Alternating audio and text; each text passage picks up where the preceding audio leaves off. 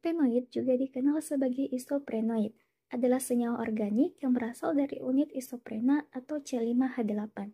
Terpenoid merupakan senyawa alami yang memiliki peranan penting dalam metabolisme tumbuhan, aroma, rasa, dan sifat bioaktif lainnya.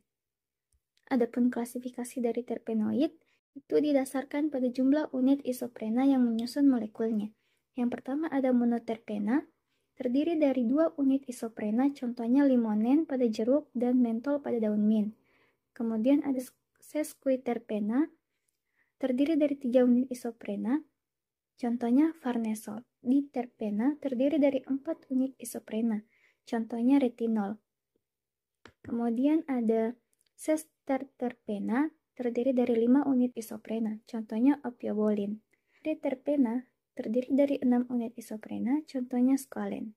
Kemudian ada tetraterpena, terdiri dari 8 unit isoprena, contohnya karotenoid seperti beta-karoten. Kemudian yang terakhir ada politerpena, terdiri dari banyak unit isoprena, contohnya karet alam atau lateks. Selanjutnya ada sumber alami senyawa terpenoid. Sumber terpenoid banyak ditemukan pada tumbuhan, mikroorganisme, dan beberapa hewan laut. Sumber utama meliputi tumbuhan. Di antaranya ada minyak esensial, yaitu terdiri dari monoterpena dan sesquiterpena, banyak terdapat dalam minyak esensial, terutama dari daun, bunga, kulit kayu, atau buahnya. Kemudian ada getah atau resin. Diterpena atau triterpena banyak ditemukan dalam resin seperti getah pinus. Kemudian ada ganggang dan lumut. Beberapa diterpena seperti prostaglandin ditemukan pada ganggang merah. Oke, sekarang kita akan masuk ke materi metabolisme. Pertama-tama, apa sih metabolisme itu? Nah, untuk mengetahuinya, mari nonton video ini lebih lanjut. Nah, metabolisme tanaman adalah proses kimia dan fisika yang mengubah zat menjadi energi yang digunakan oleh tumbuhan. Lalu, metabolisme ini terbagi menjadi 2, ada anabolisme dan katabolisme.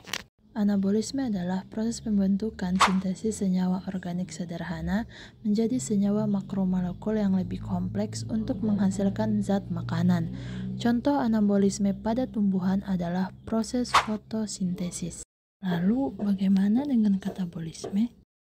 Nah, kita tarik kembali katabolisme. Katabolisme adalah proses penguraian senyawa organik kompleks menjadi senyawa sederhana untuk menghasilkan energi dalam bentuk ATP atau adenosin trifosfat.